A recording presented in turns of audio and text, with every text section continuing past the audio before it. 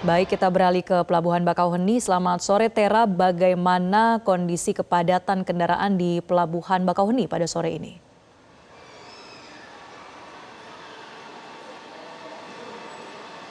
Selamat sore Marcel dan juga pemirsa, dapat kami sampaikan bahwa hingga saat ini Pelabuhan Bakauheni cukup lumayan ramai daripada hari-hari sebelumnya. Namun keramaian ini tidak seramai pada puncak arus balik gelombang pertama yang terjadi pada tanggal 24 hingga 25 Maret 2006 lalu.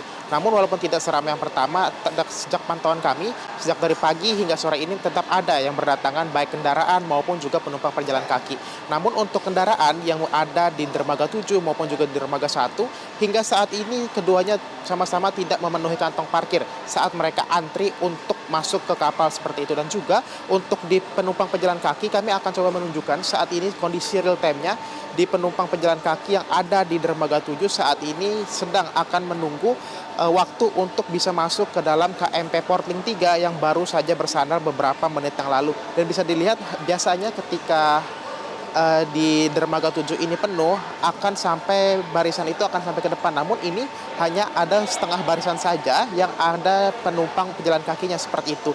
Dan juga berdasarkan data yang telah kami terima pada jam 12 siang tadi, sudah ada sebanyak 45.000 lebih penumpang atau perolehan ini naik sebesar 33% dari periode 2025. Dan juga untuk jumlah kendaraan saat ini berada di angka 9.000 lebih kendaraan yang sudah melakukan penyeberangan ke Pulau Jawa. Angka ini menunjukkan kenaikan sebanyak 14% dari tahun 2025. Dan juga jika kami akumulasikan total penumpang yang baik pejalan kaki maupun juga penumpang yang menggunakan transportasi kendaraan, ini sudah ada sebanyak 750.000 penumpang yang telah kembali ke Pulau Jawa. Sedangkan untuk kendaraan sendiri sudah ada hampir dari 200.000 kendaraan yang sudah melakukan pelayaran ke Pulau Jawa.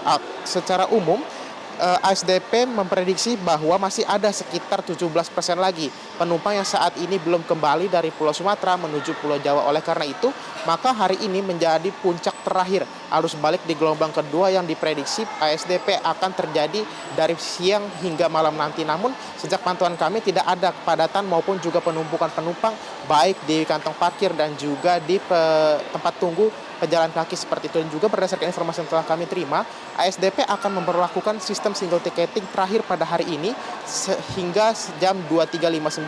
Setelahnya, para penumpang tidak lagi dapat menikmati tarif single ticketing, melainkan penumpang sudah akan dikenakan dengan dua jenis tiket, yakni tiket reguler maupun juga tiket ekspres yang dapat mereka beli melalui aplikasi Ferry.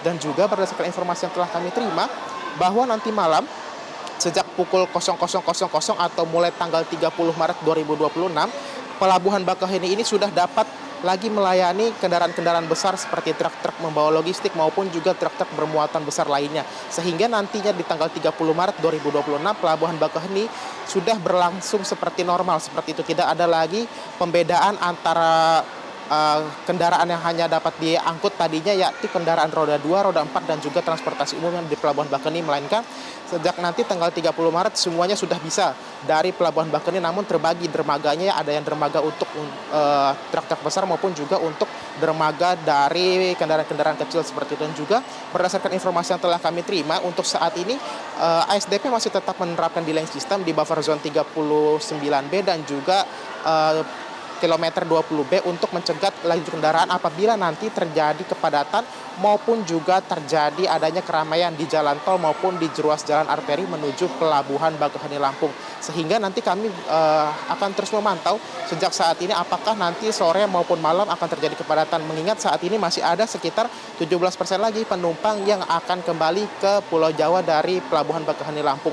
Dan juga kami menghimbau kepada para penumpang nantinya yang akan kembali melalui Pelabuhan Bakauheni, harap selalu memastikan tiket yang Anda beli sama dengan identitas yang Anda bawa, karena sebelum masuk ke daerah pelabuhan akan dilakukan dulu pengecekan oleh pihak SDP dan juga stakeholder terkait antara kecocokan data dan juga tiket, sehingga apabila tidak cocok antara data dan juga tiket, maka penumpang akan diputarbalikan atau akan masuk ke daerah buffer zone untuk bisa membeli tiket secara ulang atau bisa mengakses kartu identitas yang sama dengan maksud kami tiket yang telah dibeli seperti itu. Dan juga kami tetap menghimbau kepada Anda apabila ingin melakukan perjalanan pada hari ini, tetap membeli tiket selalu di aplikasi ferizi.com maupun juga di situs aplikasi Ferizi seperti itu maksud kami, Marcel.